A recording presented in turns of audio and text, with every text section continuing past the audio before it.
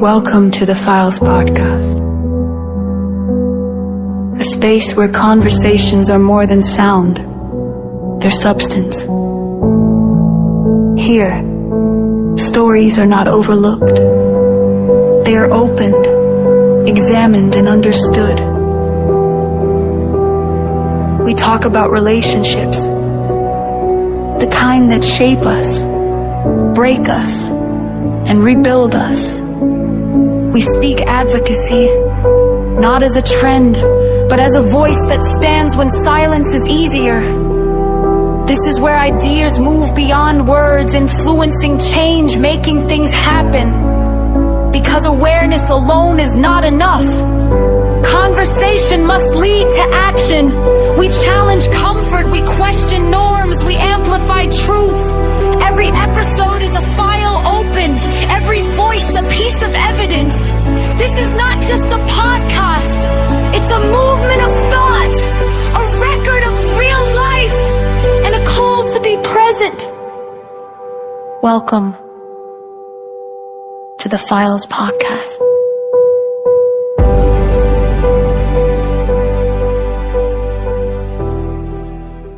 Hello, good morning, good afternoon, good evening from wherever you are listening to us from. This is Daniel Lucius, your mom's favorite son-in-law with Uplift the Great. And Maxent, the poet, aka Guru. Yeah, we have come back wanting to give you back-to-back episodes. Yeah, chumuela sana. So today we are discussing knowing yourself before knowing others. So we are going to look at three major things, which is self-awareness, healing, and emotional readiness. So before we dive deep into this, what do you understand by self-awareness? So self-awareness, this is an ability to understand yourself fully, where you know your deal breakers, you know your weaknesses, your strengths, as well as what you contribute. Yeah, basically, what the guys have described, if I add more, I'll just be spilling what they've already said. So, it's just knowing yourself. Yeah. Wait, Shiva. Yeah. So there are the moments when you find yourself in a certain situation, then you discover that you need to know yourself better. What's been that moment for you? I think it was in my, should be fourth or third relationship, where I didn't know what I was giving on the table, because naturally men are considered to be providers. But when you don't know yourself, you don't know what you are providing on the table. You're simply providing emptiness. Yet you are spending much of your time and your effort trying to provide what you are not. So I discovered that there was more of her in me than more of me in myself. Because I was trying to be a perfect Prince Charming for her, not trying to be me. This is where I got to discover that there is a side of me that needs to be nurtured, a side of me that needs to be grown, whereby in terms of speech, in terms of dressing, then you meet a certain girl, she now tells you, no, me, I want a church boy. I want him to be dressed in nice shoes. I want him to be dressed like this. Why? Yeah, crazy situations right there. For me, I think there's been a very, very big part of my life where I was getting into relationships without knowing why I'm getting into a relationship. First of all, you don't even have a single connection with the person that you are, getting into a relationship with, and then you get into that relationship, you find that this person is more dominant because they know who they are, they know what they want, and then you, on the other hand, you don't know. So I ended up finding myself being broken a number of times, and I started asking myself, what was wrong with me? Okay? Why is it that every person that I date ends up doing this? It's not you. It's me. That's crazy because they were in you. Yeah. So from the things that we've shared here, I've realized one thing. A lot of people enter relationships without knowing what they want or what they are doing there. Exactly. Because they don't know themselves. Yeah. So on that point, I would love to know what's one thing that you used to hide but love about yourself now. Something that you used to hide in your relationships, but you now love it. Like it's something that you are really proud of. I think before we even get there, let us lay a base in this conversation. First of all, if you don't know yourself, you will not know what it is that you really want because you don't know it at the point. Exactly. So if you get into anything while not knowing who you are, you end up falling for anything. Yeah, anything, yes. Anything. Anything. You It can decide. doesn't matter the value attached to it, whether it is lesser than you, way less, or more than you. The fact that you don't know yourself, you will just be swayed in any way. You see? Yeah, so Yeah. you've shared that point, ka? Yeah. Since we are not answering the previous question before this one that you have said. So on a scale of 1 to 10, how self-aware are you now? 10 being the highest? Yes. 10. And you It's a job. If we're going to adipula mwana muri 10, tunaivikira kona ka 1. 10.1. That's massive. Okay. Bado kukana hapo by the most ugly girl in class. Asa puta after bamwe bakumunda ngati. That's your husband. Ndero chasa chakana. I would refuse. We're not told. Yeah. So these are situations that used to happen in class where somebody that is below you, they feel they are worth more than you because they have reached at the standard, they know their value, and they know somebody that is better than you that can have them because you haven't yet mastered yourself. You are but amaluksi yobe achini nefu. Now, handsome At clean per pocket. Yeah, because in fact, one thing, I've learned one thing. It's that I don't think there's somebody who's ugly. It's just the branding, how you brand yourself, how you advertise yourself. I don't know if you remember, there's a time you, myself, and Viro. I wish you could have been here for this conversation where we ended up saying, I think we're not ugly guys. We just don't have money. Yes, money. Money stops nonsense. Guys, shaka tafe mpia. Yeah. Siko pride yadi ba imboni. Ni mpia fia. So Shele ko ichitafe anibari with. since now we've set the baseline, let's run back to that one. One thing that you love about yourself now. Okay, I'll start. Like I said at the beginning, I wasn't really aware of the influence I have, first of all.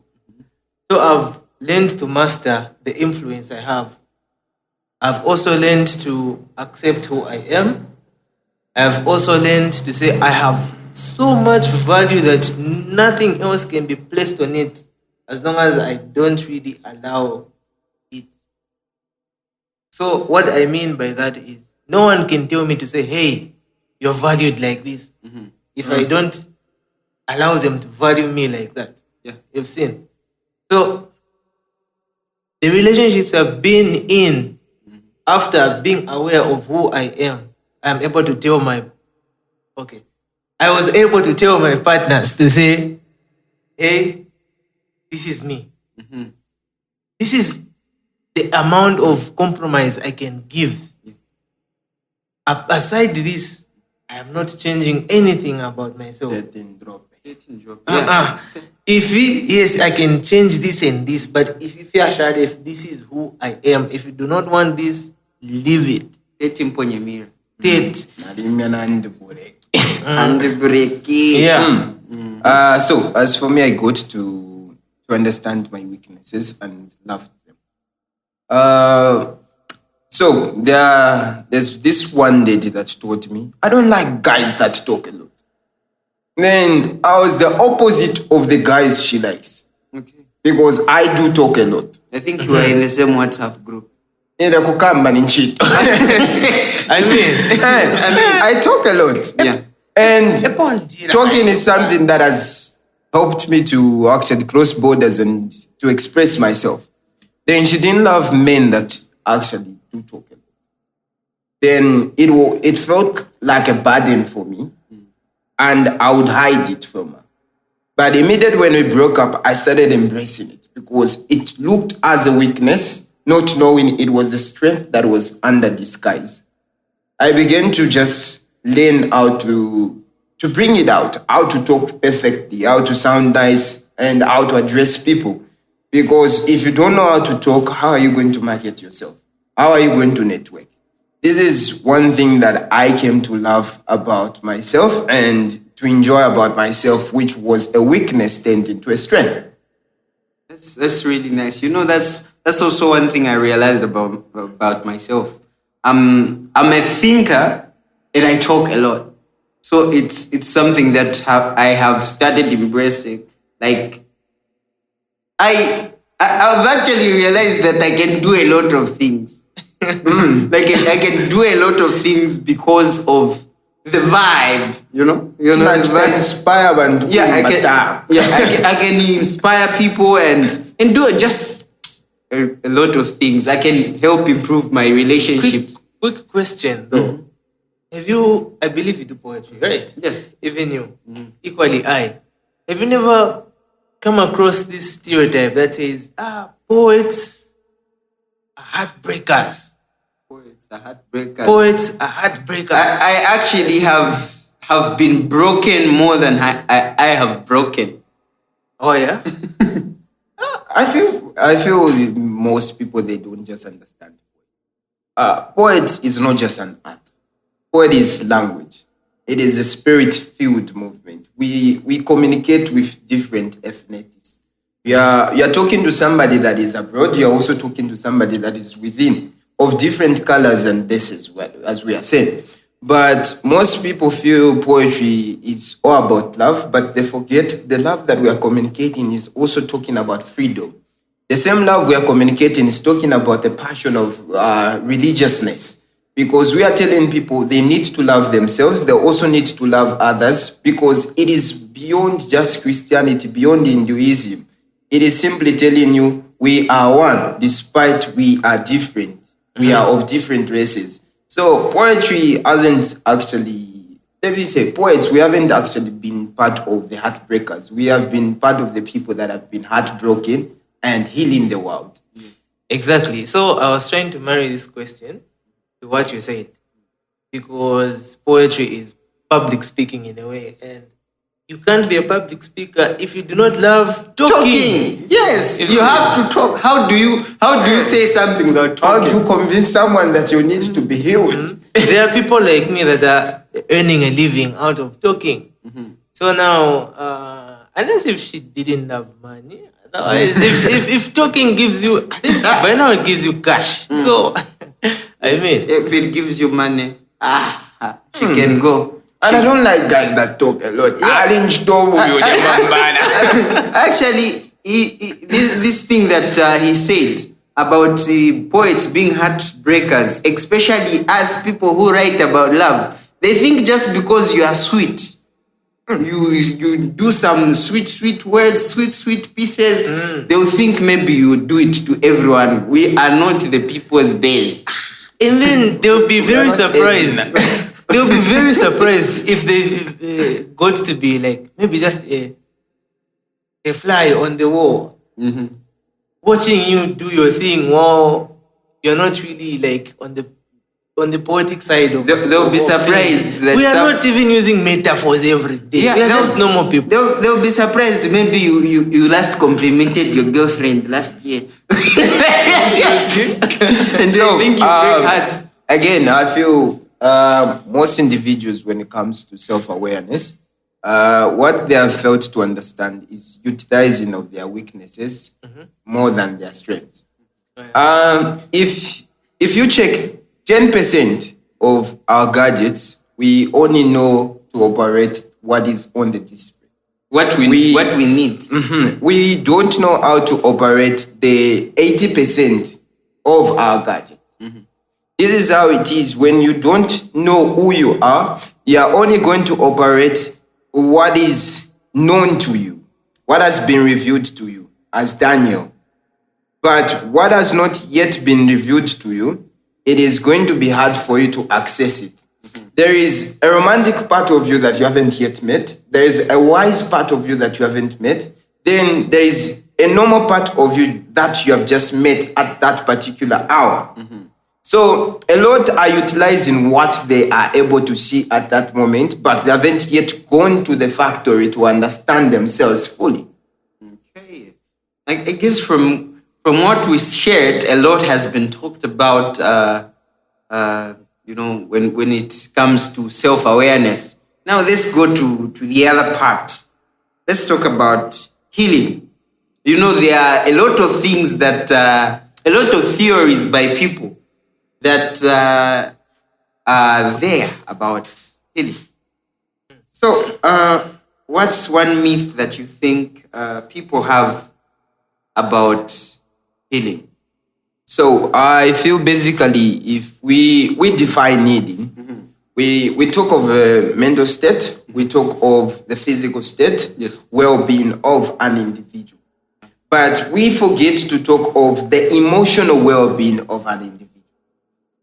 So most of us, we feel, okay, most of us, we are just dealing with that issue whereby, Daniel, how are you? I'm all right. How are you? But deep down, you're going through emotional stress. You're going through some disability of the heart. Because you are in a culture whereby you're taught if you're well and alive, you're not having headaches, you're not having stomach pains, you're fine. Not knowing when you're having emotional stress, it is also not being healthy.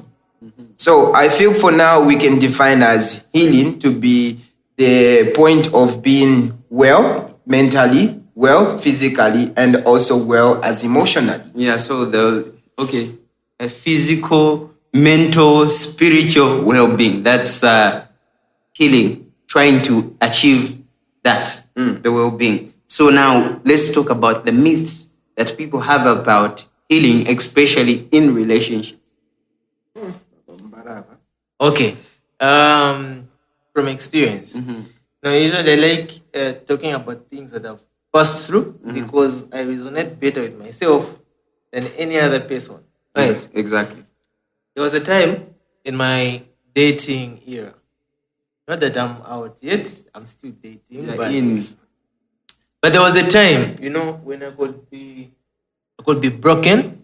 Yeah. I'm in a heartbreak, and then I decide to get into another relationship as a way of moving on from the other relationship.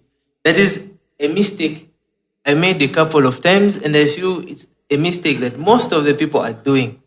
Believing that people can heal you. Believing that people can heal you, or trying to mask the pain in somebody else. So what gets to happen is you get into a different relationship because you are feeling that if you are alone, you feel the hurt more. And you think the moment you are with that person, the pain is going to go away. But what happens is, yes, the moment you get into that relationship, at first it will feel like you're okay, right? Because you are masking it. Remember, masking is not healing. Yeah. There will come a time when you're no longer fond of that person. Yes, you're no longer fond of that person. And then the pain will still come back at a certain extent. It's very painful being with somebody that is so much dedicated to you, so dedicated to you to a point where she doesn't do anything wrong, right? And then you just realize to say, I moved on in order to move on. Oh, yeah. So I didn't actually what? Move on. You are still in love with the person that you left. And Or the person that left you. the person that left you. So what gets to happen now is you'll be in love with somebody else while with someone else. So that one becomes a problem. Yeah, so I'm at dating to escape. Why? You are trying to escape from a certain situation. So I think one thing that helps to completely heal is self-compassion. You understand yourself. I think that thing really helps a lot, and you start to feel emotionally ready to enter a new relationship. But again, the question is, do you think somebody should be single to start a new relationship?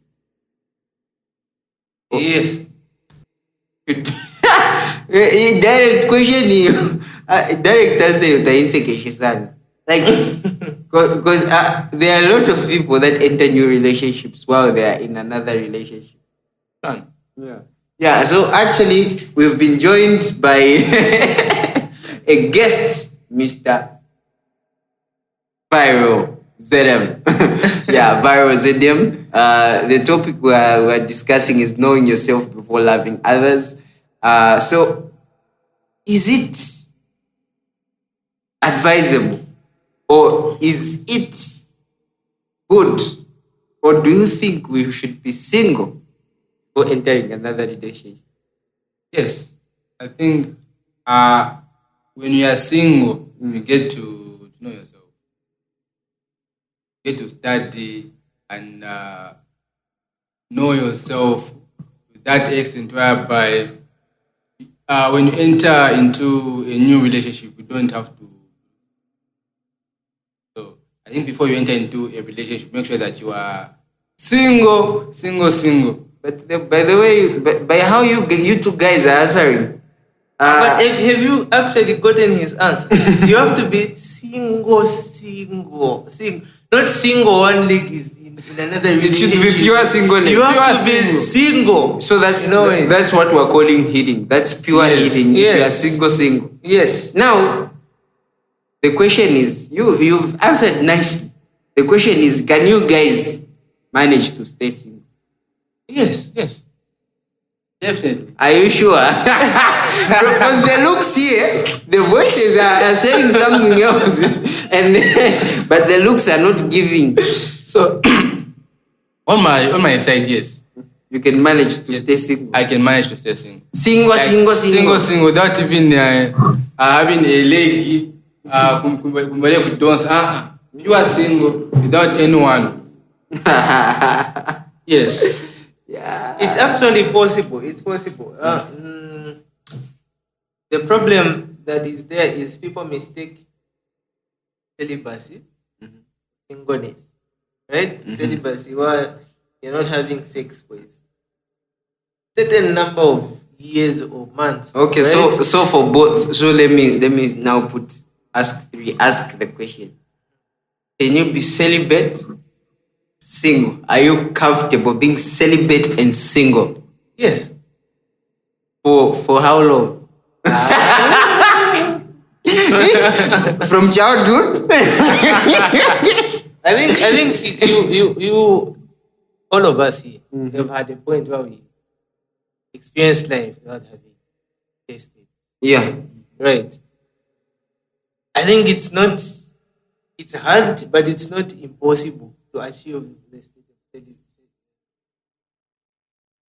Yes. So I feel like we just look at sex to be more of a priority. A because a need so much to a point where you feel like if I'm in a relationship and I'm not having it, then it's not really a relationship. That is why when you get single and you're not having it anymore, right?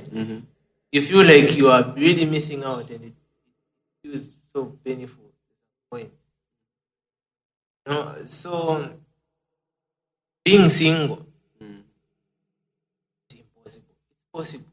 It's a mindset. Even love itself is a decision. You choose to love someone. that love doesn't care. That random poem, I know when it chooses you. It's Shan. If you have 50 there, you choose to love. I think people must learn to differentiate between Ngaturemirisha fantasy and reality. You're feeding you fantasies. That is fiction. That is why some people choose to cheat and some people choose to be faithful. Because being with somebody is a choice. Yeah. You see? Nale safe mwebala ya edeni alipa pela choice. Kuliana ngo kushiria. Basara oko kulia. But then the point here is you must be single before you start a new relationship. And even as you are starting that new relationship, make sure that you are over the previous relationship.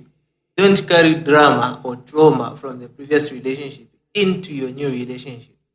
Yeah. So you guys, if you are all single, I would have said you are emotionally ready to enter another relationship. Why are you giving people hints here? Emotional readiness, my guys. Emotional readiness, emotional maturity is there. So those are actually the three things that are actually involved in knowing yourself before loving others. There's the first part, which is self-awareness, which we talked about. Then we came to the part where we talked about healing. And now we are talking about emotional readiness. What does it take? How do you know when you are able to become single, then you are emotionally ready to enter a new relationship? Because you have that space to begin to understand yourself and take lessons from, probably take lessons from your previous relationship. Not just entering a relationship to escape from another relationship or to hate somebody. Yes, I actually feel they need to stress these few points, right? In the steps of healing, right? First of all, you need to acknowledge your pain. Don't mask it like we said in the previous few statements. Yeah, you need to acknowledge, okay, right now I'm hurt. Why? It's this, and this. And then forgive yourself for allowing yourself to be in such a situation. You remember, first of all, you are the one that chose to be in that relationship. You might not have caused that situation, but you allowed it in some way because you gave that person your uttermost self willingly, right? Aside that, forgive that person so that you should be free yourself, not for them. Even if they haven't said sorry, forgive them so that you should move on. Yeah, do it not for getting yourself. back with them. Forgive them. Once you have been betrayed, don't look back. Just go forward. Because when a snake bites you, right, it loses its teeth. Huh? It doesn't mean that those teeth won't grow back. If you start playing with it because it doesn't have teeth anymore, it will grow those teeth and bite you again. Right? The second bite is deadly. Yes. So, best is forgive that person and forgive yourself. Move forward. Then have a growth mindset. View new challenges, opportunities. View life at a different angle. Yeah. And then we've also talked about self-care. Hit the gym. Find a sport. Find something to do. Yeah, I think those points we really just need to emphasize. Find something to do. Now some people do the wrong things. I'd find something to do.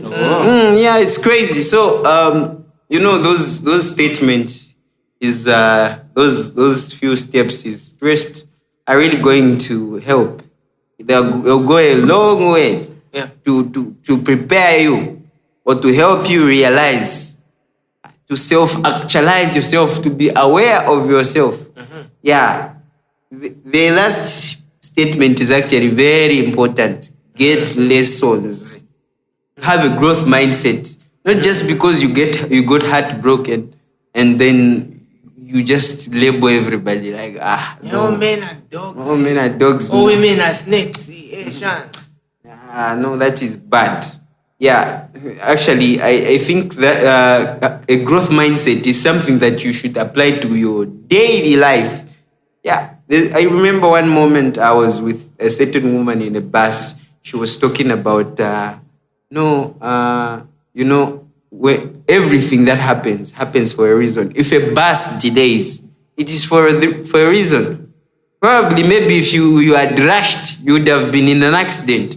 Oh yeah. Yeah. So everything happens for a reason. So as we come to the end of the episode, I would love to hear a few concluding words from Mr. Maxent, then followed by Mr. Viral Zeram. All right. So first thing first, love is not a drug. So don't consume it for amusement or for healing. Yeah. Okay? Love should be substance. I don't want to say an emotion, because right? But love should be something we live by. Let it be a principle, right? It should be a principle that we live by, and regardless of how many times you are broken, it simply tells you you made the wrong choice. That's not the one. So any closed door is an opportunity to knock on the next. Yes, just don't become Solomon. But then, even as you are trying to find the one, make sure that you don't lose yourself. There are diseases, there are, a lot of emotional trauma situations that you might go through that might damage you. So guard yourself. You are important. And I think I can really say a lot. But for now, let's just go for those. Mr. Viral. Okay. First of all, love is a beautiful, very, very beautiful thing. Now, before you enter into a relationship, make sure that you are fully healed. Because if you're not healed, even in that new relationship, you still have problems. In fact, you still carry the problems in the new relationship because you're not fully healed. Like a movie continuation. Yes. Part 2. Yes. So, dear friends, make sure that as you enter into a new relationship, make sure that you are fully healed, and healing is very important. And if you are hurt, let the pain be felt. Don't mask it. Let it be felt. Allow you to feel. In fact, drown in the pain first, then you get baptized in the pain, then you come out. Yeah, you come out so that the demons that you carried from the previous situations, you don't carry them into the new ones. Actually, endemically pilapa. Yeah. So actually, don't forget, I'm a sweetheart. Sorry. Yeah, to the ladies, I'm your mom's favorite son-in-law, Daniel Lucius, from Mr. Maxent, the guru. In fact, he's the love guru. Guru, I'm love. Then Mr. Viral, the president of the M's. Yeah, Musu one. We say thank you so much for listening, and bye-bye. See you in the next episode. The Fowls Podcast, influencing change, making things happen. Cheers.